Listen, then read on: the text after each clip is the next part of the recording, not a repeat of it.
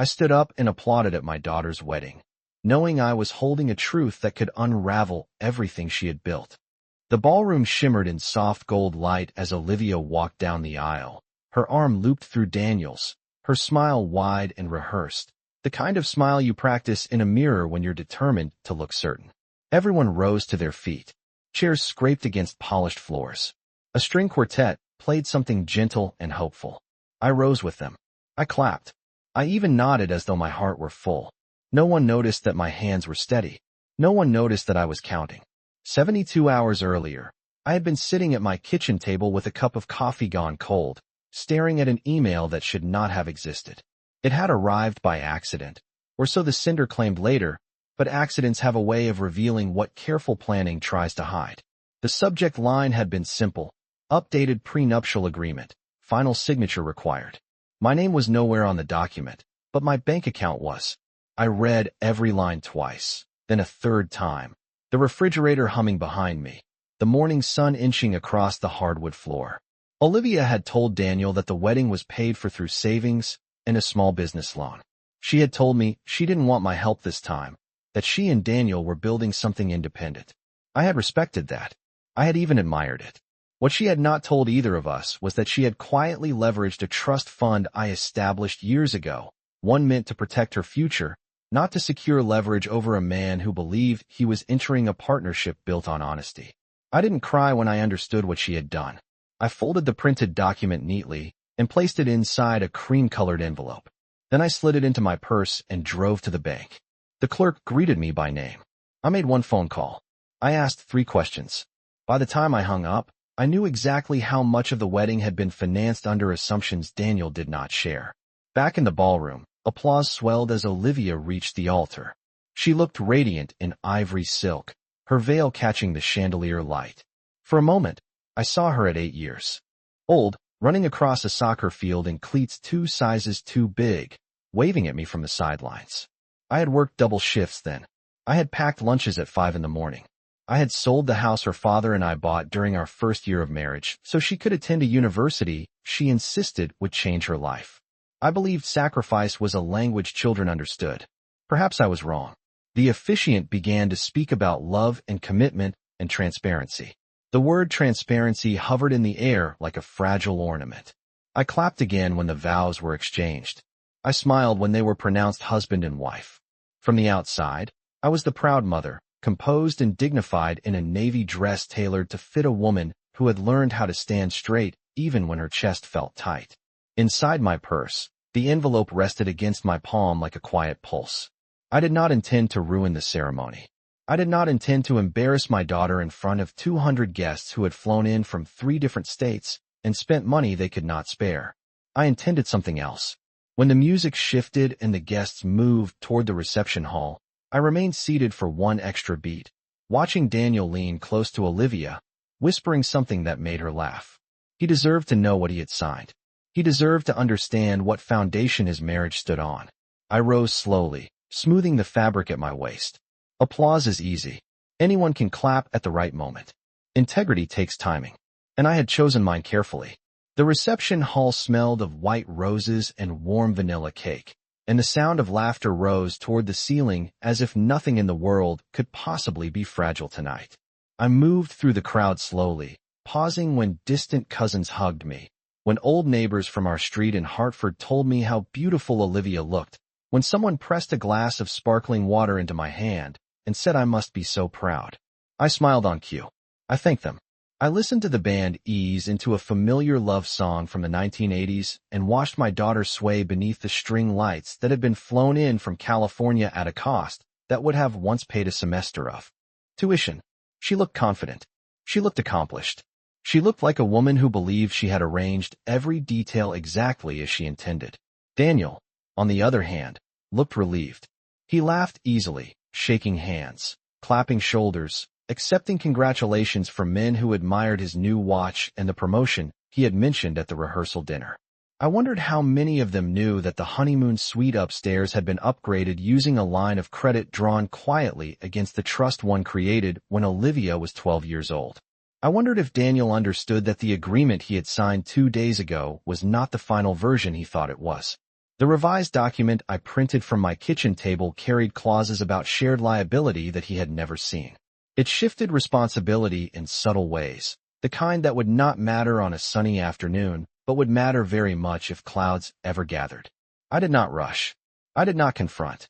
I stood near the gift table for a moment, tracing the edge of the envelope inside my purse, feeling the weight of paper that did not feel heavy at all, yet carried the power to tilt the room. When Olivia approached me, bouquet in hand, she kissed my cheek and thanked me for being there. Being there, as if I had ever been anywhere else. Her perfume was soft and expensive. I could not remember the last time she asked how my arthritis had been this winter, or whether the roof repair had finally been completed after the January storm. She spoke about centerpieces and guest counts and the photographer from Boston who charged by the hour. I listened. I nodded. I told her she looked radiant, because she did. There are moments when truth and love stand on opposite sides of the same doorway, and you must decide which one walks through first. During dinner, I watched Daniel study the seating chart framed in gold near the entrance. My name was printed correctly, but my table had been placed toward the back, near the kitchen doors where waiters moved in and out carrying plates of salmon and filet mignon. It was a small decision, perhaps even practical, yet it felt symbolic. I had funded foundations, not just florals. I had built security, not just scenery. And still, I was an afterthought in the architecture of. This evening, I finished my meal slowly, folding my napkin with care. I did not resent the celebration. I resented the assumption that I would never notice the shifting ground beneath it. When the master of ceremonies tapped the microphone and announced that toasts would begin shortly, a quiet steadiness settled over me. The envelope rested against my wrist as though reminding me that timing is not about anger. It is about clarity. Daniel deserved clarity.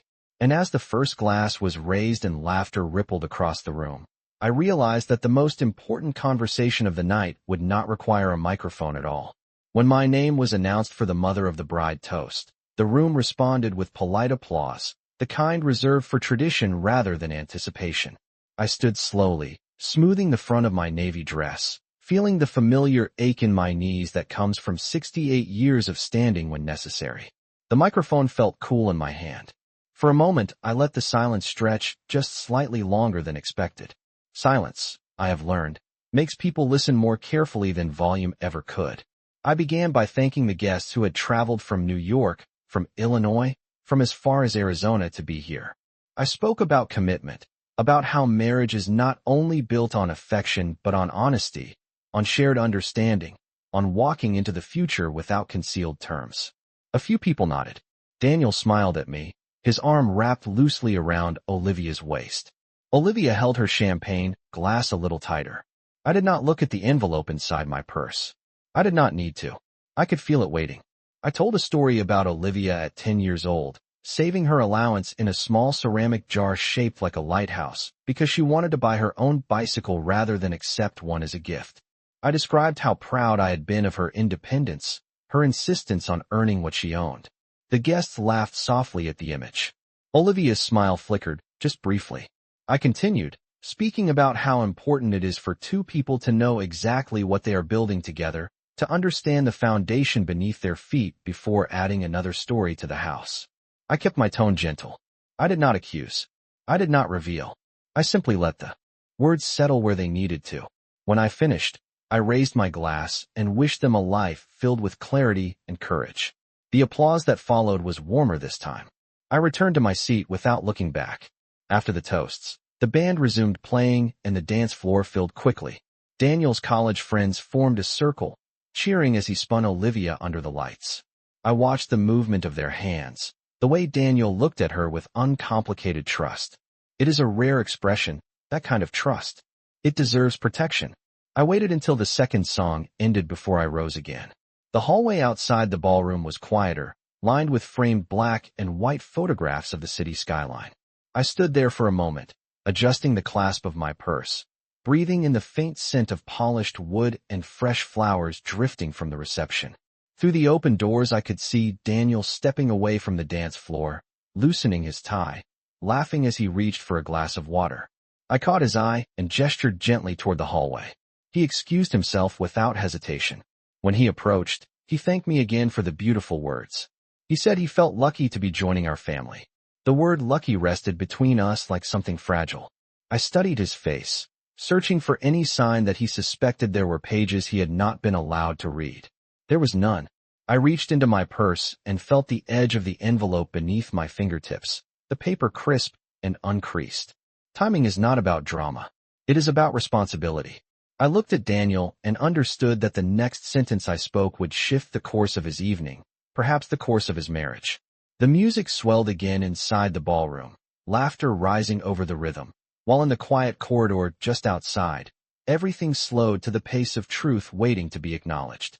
Daniel followed me a few steps down the corridor, away from the music and the glow of the ballroom, his expression open and unguarded. Up close, he looked younger than he had at the altar, the confidence of the ceremony replaced by the simple relief of a man who believed everything important had already gone smoothly. I held the envelope between both hands for a moment before offering it to him. I told him that I was not there to create a scene, that I had no desire to overshadow the celebration, but that there were documents he deserved to see before the night ended. He hesitated only briefly before accepting it, perhaps assuming it was a sentimental letter or a financial gift. The hallway lighting was softer than inside the reception, casting faint shadows along the framed photographs on the wall. Daniel slid his finger beneath the flap and unfolded the papers carefully. I watched his eyes move from the first page to the second, then back again. His posture changed almost imperceptibly. His shoulders, which had been relaxed, straightened. His jaw tightened, not in anger, but in concentration. He read the clause outlining the trust distribution schedule. He read the amendment that shifted liability for outstanding balances related to the wedding expenses. He read the section that required joint responsibility for a line of credit he had not personally authorized. The air between us felt still. I did not speak. I had learned long ago that when someone encounters the truth unexpectedly, words from others only cloud the moment. After a full minute, he looked up at me. There was confusion in his eyes first, then calculation, then something heavier. He asked quietly when I had received the revised agreement. I told him it had been forwarded to me 72 hours ago by mistake from the law office handling the trust. I explained that the original prenuptial draft he had shown me months earlier did not contain these clauses. I explained that the trust was established solely for Olivia's long-term security and could not legally be leveraged without proper disclosure. Daniel listened without interrupting. In the distance, the band transitioned into a lively song, and laughter spilled briefly into the corridor before the doors swung closed again. The contrast was almost surreal. Inside, champagne glasses were being raised. Outside, a marriage was encountering its first real test. Daniel exhaled slowly and ran a hand through his hair. He did not accuse me of exaggerating. He did not dismiss the documents as irrelevant. Instead, he asked one question that told me everything about his character. He asked whether Olivia understood the implications of what she had signed. I answered honestly. I told him I believed she understood the financial mechanics, but may not have considered the emotional consequences. He looked down again at the final page where her signature rested in neat blue ink. The same signature she had practiced as a teenager on the margins of her school notebooks. The same determined handwriting I once praised for its confidence. Daniel folded the papers carefully and placed them back into the envelope. He did not raise his voice. He did not rush back into the ballroom. He stood very still, absorbing the information, measuring it against the vows he had spoken less than an hour earlier. I could see the shift happening, subtle but irreversible, the movement from assumption to awareness. I told him that whatever decision he made tonight was his alone. I had not brought the documents to control the outcome. I had brought them because partnership requires knowledge, and knowledge should never arrive after the honeymoon photos have already been printed. The music swelled again beyond the doors, and somewhere inside, Olivia was likely scanning the room, wondering where we had gone. Daniel finally met my eyes with a steadiness that surprised me. He thanked me, not with enthusiasm, but with gravity. In that quiet hallway, under soft lights and distant laughter, the celebration continued without interruption, yet something fundamental had shifted, not through confrontation, but through clarity delivered at precisely the right moment. Daniel remained still for several seconds after thanking me, the envelope resting against his palm as though it carried more weight than paper should. The music inside the ballroom shifted again, a familiar upbeat rhythm that invited guests back onto the dance floor. And for a brief moment the sound of applause rose and faded like a tide that had nothing to do with us. He asked me quietly whether anyone else knew about the amendment. I told him no. I had not spoken to the attorney beyond confirming the authenticity of the document, and I had not confronted Olivia.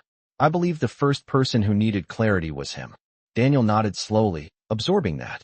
He looked toward the ballroom doors, then back at the pages he had already read twice. His expression was no longer confusion. It was evaluation. He said that he remembered reviewing a draft agreement months ago, one that outlined reasonable protections for both parties, but he did not recall any clause tying shared liability to a private trust. He said he had trusted that any final adjustments would be discussed openly. The word openly lingered between us. I told him that trust is strongest when it does not require footnotes. For a moment neither of us spoke. I could see him recalculating the evening in his mind, replaying conversations, recalling the late-night meeting Olivia had mentioned with the lawyer last week. He did not appear angry. He appeared unsettled. There is a difference. Anger burns quickly. Being unsettled rearranges your understanding of what you thought was stable. From inside the ballroom, I could see Olivia near the cake table, scanning the room. Her smile was still in place, but it had tightened slightly at the edges. She was searching for Daniel. She was searching for me. Daniel folded the envelope once more carefully this time, as though precision might restore balance. He asked what I expected him to do. I answered honestly that I expected nothing. I had made my choice when I handed him the papers. What he did with them would define the next chapter of his marriage, not mine. He looked down the hallway, then back toward the ballroom, and I watched the moment he decided that celebration without conversation would be impossible for him. He did not rush. He did not storm back inside. Instead, he slipped the envelope into the inside pocket of his jacket, straightened his tie, and said he needed to speak with Olivia privately before the night went any further. I stepped aside, giving him space to pass, and as he opened the ballroom doors the music swelled again, bright and oblivious. Olivia noticed him immediately. I could see the question in her posture when she realized I was not beside him. He approached her, leaned close, and spoke softly into her ear. The smile faded. Not dramatically, not theatrically. It simply disappeared. She set her glass down on the nearest table with a controlled motion, nodded once, and followed him toward a smaller reception room off to the side. Guests continued dancing, unaware. The cake remained untouched on its silver stand. The photographer adjusted his lens, searching for candid joy. I returned to my seat near the back, folding my hands in my lap. I did not feel triumph. I did not feel revenge. I felt something quieter. Relief, perhaps. The kind that comes when truth no longer sits alone inside your purse. Across the room, two doors closed gently behind my daughter and her husband. The celebration carried on, but the foundation beneath it was being examined for the first time. And sometimes examination is the only honest beginning a marriage can have. The ballroom doors remained closed for several minutes.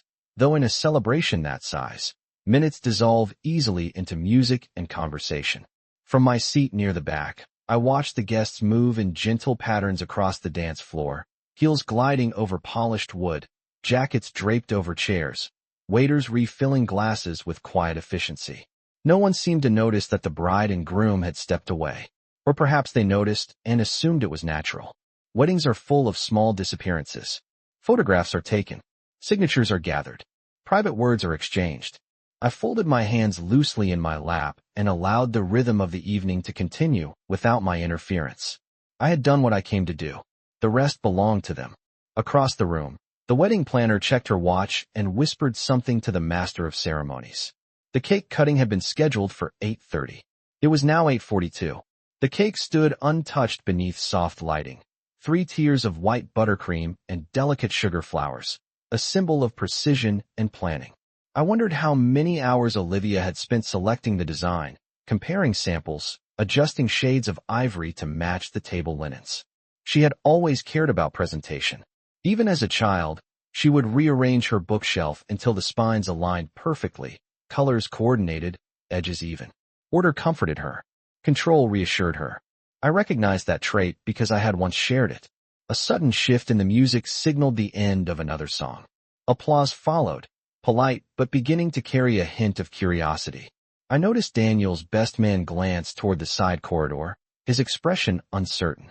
Still, no one approached the closed door. Inside that smaller reception room, a conversation was unfolding that would determine whether this evening would remain a celebration or become a turning point. I did not strain to listen. I did not stand to intervene. Some truths require space to settle. A few moments later, the door opened. Daniel stepped out first. His posture was upright, but the ease he had carried earlier was gone. He walked several steps into the hallway before pausing, as though giving Olivia time. When she emerged, her expression was composed, yet the brightness that had defined her smile throughout the day had dimmed. She did not look toward me immediately. Instead, she adjusted the fabric at her waist and inhaled slowly, as if preparing to re-enter a stage where the script had just changed. Daniel approached the wedding planner and spoke quietly. She nodded, then signaled to the band to extend the current set. The cake cutting would be delayed. The timeline was bending, but not breaking. Olivia's eyes finally met mine across the room. There was no accusation in them, only awareness. She understood that the envelope had not been symbolic. It had been real. I did not look away. I held her gaze with the same steadiness I had held the microphone earlier. After a brief exchange with Daniel, she walked toward me. The distance between us felt longer than the 20 feet it measured. Guests continued laughing behind her, unaware of the recalibration taking place at the center of the celebration. When she reached my table, she did not sit. She asked, very softly, whether we could speak. I nodded and rose carefully, aware of the eyes that might follow us, but choosing not to scan the room for them. As we stepped into the corridor, the music resumed at full volume, sealing the ballroom in its own version of happiness. In the quieter light outside, my daughter faced me not as a bride surrounded by applause, but as a woman confronting the consequences of a decision made in confidence. I waited for her to speak first.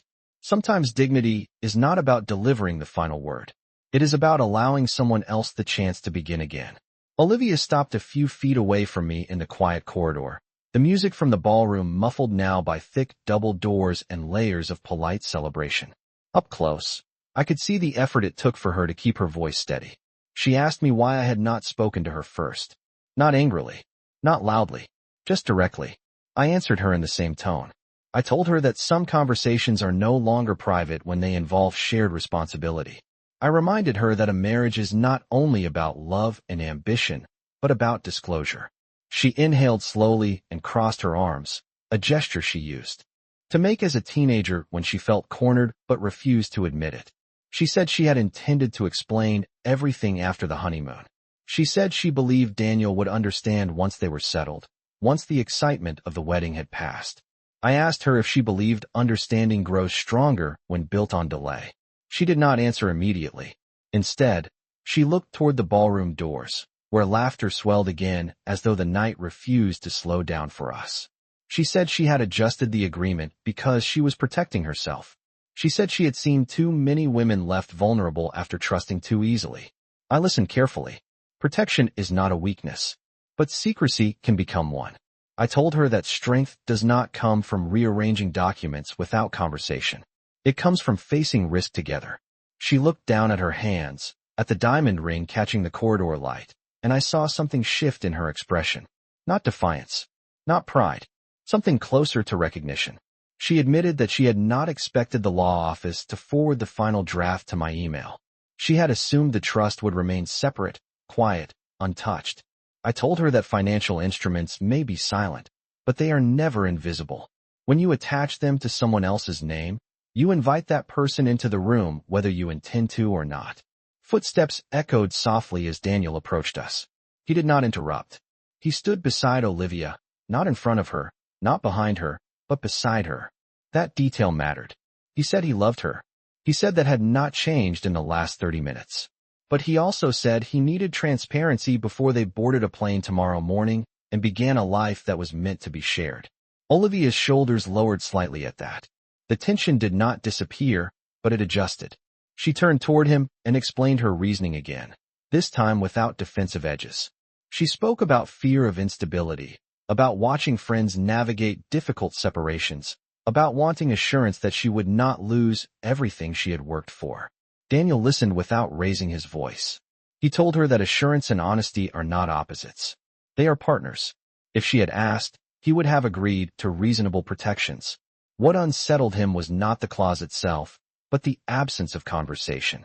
The hallway felt narrower as the truth settled between them, not explosive, but undeniable.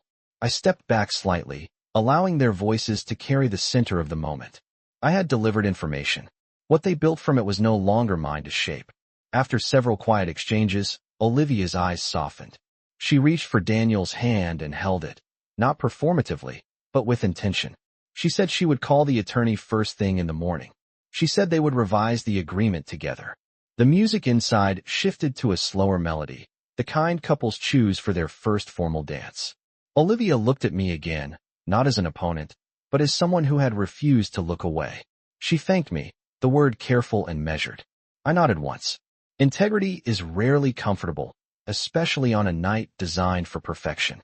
But as the three of us stood there beneath muted lights and distant applause, it was clear that the celebration had not ended. It had simply matured. We stood there for a few seconds longer, not as opponents, but as three people recalibrating what honesty required of us. Olivia drew a slow breath and straightened her shoulders, the same way she had before walking down the aisle earlier that afternoon. Daniel squeezed her hand gently, not as a warning, not as a demand, but as reassurance. The tension in the corridor had shifted from confrontation to decision. Olivia said she did not want the first night of her marriage to be built on avoidance. She suggested they address the matter clearly, even if only in principle, before returning to the ballroom. Daniel agreed. He removed the envelope from his jacket and handed it back to her. She looked at it for a moment, then at me. Her voice was steady when she said that she had allowed fear to guide a choice that should have been guided by partnership. She acknowledged that she had been wrong to finalize the amendment without his knowledge. The word wrong did not sound weak. It sounded deliberate. Daniel responded in kind. He admitted that he had not asked enough questions about the financial structure behind the wedding, that he had been content to assume everything was straightforward because celebration felt easier than scrutiny. In that small admission, I saw the beginning of something sturdier than perfection. I told them both that marriage is not tested by the absence of conflict, but by the willingness to face it without disguises. The music swelled again inside the ballroom, signaling that the band was preparing for the first formal dance. Olivia glanced toward the doors, then back at Daniel. She asked if he was ready to return. He nodded, but before stepping away, he asked her one more question. He asked whether she was willing to revise the agreement together, line by line, before it became binding. She answered without hesitation that she was. She said she wanted protection, yes, but not at the cost of trust. She slipped the envelope back into Daniel's jacket pocket and reached for his hand again. This time, the gesture carried a different weight. Not performance, not presentation, intention. I stepped slightly aside as they moved toward the ballroom doors. Just before entering, Olivia turned back to me. There was no accusation in her expression now, only gratitude mixed with humility.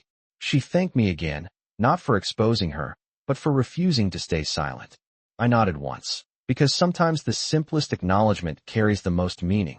When the doors opened, the room greeted them with applause, unaware of the recalibration that had just taken place. The lights seemed warmer now, or perhaps I was seeing them differently. The master of ceremonies announced their first dance as husband and wife, and they stepped onto the floor together. As they moved in careful rhythm, I noticed something subtle. Their smiles were softer, less polished, more real. They were no longer performing certainty. They were choosing it. Guests gathered around the dance floor, raising their phones, capturing images that would be shared and framed and remembered as flawless. I remained at my table near the back, my hands resting calmly in my lap. The envelope was no longer in my purse. It no longer needed to be. The truth had found its place. When the song ended, applause filled the room again, louder than before. I stood and joined in, not out of obligation, but because this time the sound felt earned. Integrity does not ruin celebration. It refines it. And as I watched my daughter and her husband return to their guests, I understood that what could have shattered everything had instead reshaped it into something more durable than illusion. The rest of the evening unfolded with a different rhythm, subtle but unmistakable.